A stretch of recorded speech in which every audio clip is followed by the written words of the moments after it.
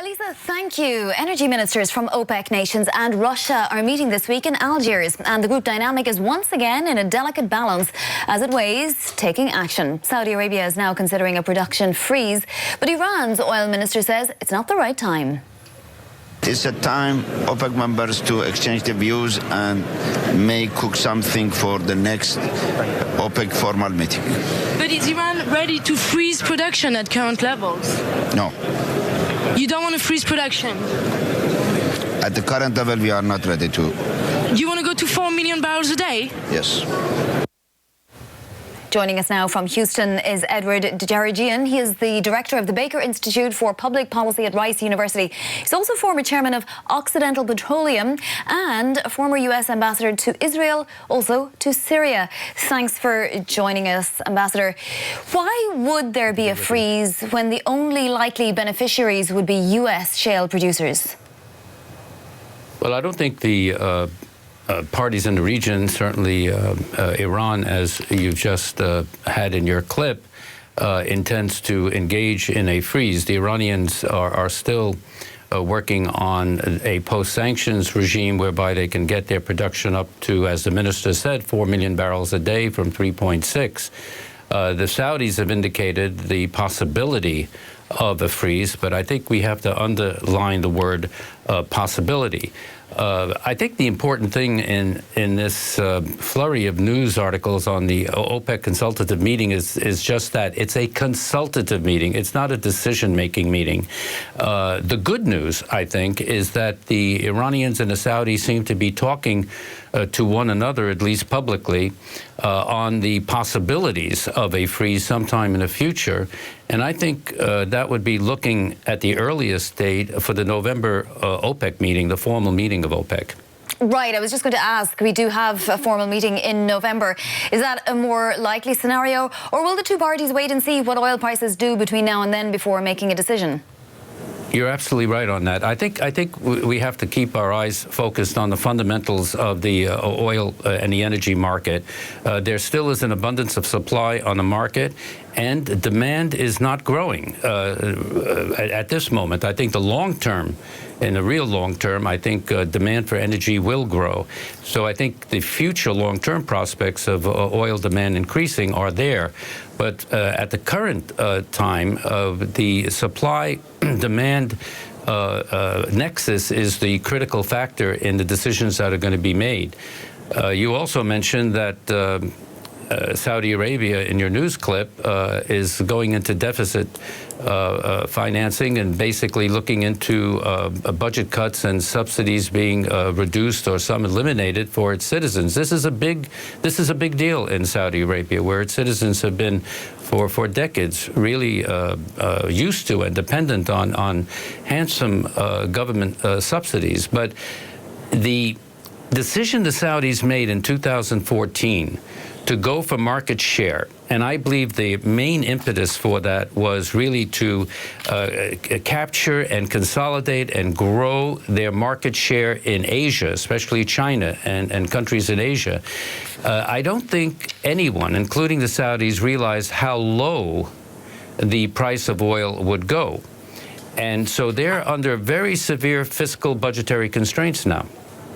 Ambassador, do you think oil will break out of the range it's been stuck in since April? I've got a chart here. You won't be able to see it, but it's a chart of WTI, and it shows from April we've been stuck in a $39 to $51 barrel range. What's going to break us through the upside or the downside?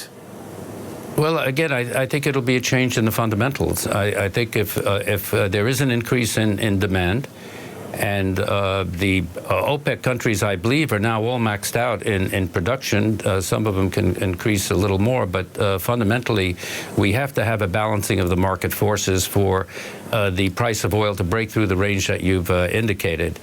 You know, it's a fool's errand to try to predict the price of oil in the future, but As you well know, but there are some important factors. According to one estimate, the Saudis need a market price of $67 a barrel to really meet their budgetary requirements.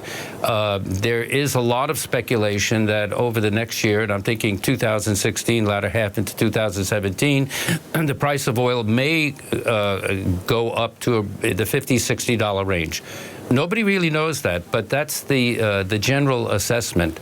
At $60 oil, I think then you'll see some of the North American shale producers might consider that to be enough for them to begin producing again or increasing their production. With 800,000 barrels of oil coming onto the market in the next month from the likes of Russia, Nigeria, Libya, is it all a red herring talking about a freeze? Let's say we got a freeze. We're freezing at high levels. What difference does it make? You're absolutely right. It doesn't make that much of a difference. So I think the hype on the freeze is exactly that. It's a hype. I don't think it's going to make that much of a difference. The real difference will be if the OPEC members decide to cut production. It's a big difference between a freeze and a cut in production. And that's what we should be looking for in the months ahead, in November and beyond.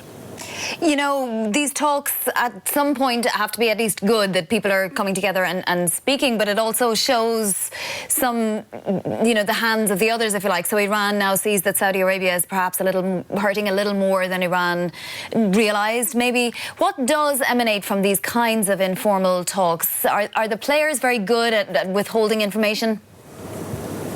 Yeah, they are good at withholding information, but I think if we can call it good news, I think the good news is that at least the Saudis and the Iranians are talking together, maybe just publicly, perhaps also privately, on the oil market. And so this has not happened, as you know, in the past, given the rivalry between Iran and Saudi Arabia, which is pretty profound geopolitical rivalry in the region. But something is happening here, and I think that's a glimmer of hope if there could be more coordination within OPEC, especially with two key players such as Saudi Arabia and Iran. So maybe that's a hopeful sign. And again, our eyes should be on the November meeting. That's a formal meeting, and we'll see if there's any progress made. But again, let me repeat, if we're just talking about a freeze, it's not that significant as a cut in production. Ambassador, the other event, a bigger event we're looking forward to in November is, of course, the election. You'll excuse me if I ask you a question in the wake of last night's debate. The next debate, the focus will be on foreign policy, among other things. Could I ask you what's your view on Donald Trump's grasp of foreign policy matters when it comes to issues we've been discussing, OPEC, Middle East, Syria, to name but a few? I'd rather talk about energy, but you've asked me a question. I think the debates last night, riveted the attention of tens of millions of people throughout the world. And you have two entirely different approaches and views from Donald Trump and Hillary Clinton. Hillary Clinton was typically very well prepared for the debate. She knew her script, and she was very deliberate about it. But what she repeated were policies that she's been known to advocate for years.